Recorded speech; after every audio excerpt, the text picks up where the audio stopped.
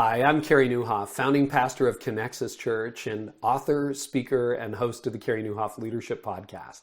And if you've ever been discouraged in your faith, and maybe you're there right now, I just want to encourage you today with today's verse. It comes from the prophet Isaiah.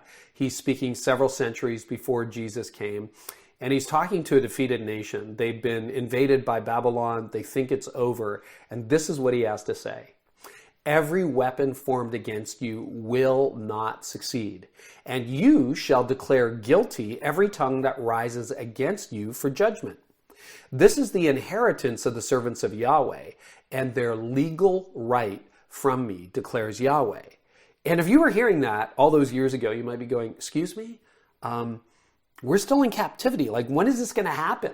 And of course, ultimately, God did deliver Israel, and he delivered all of us in Jesus. But maybe you've got a similar question. You're like, okay, yeah, I get verses like that, but why does it feel like all the weapons fashioned against me are succeeding? You know what it's a little bit like?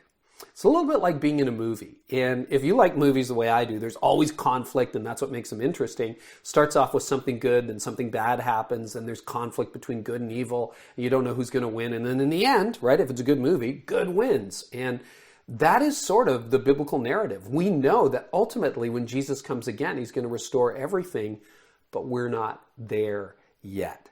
And if you're like me, what happens is you don't like drama in your own life. You don't like disappointment, but you're kind of attracted to drama in other people's lives. That's why you like a good movie or a good novel or a good TV show, right? And what we have to learn to do is what Israel learned to do, trust God in the moment. The victory is complete. We're just not there yet. Hang in there.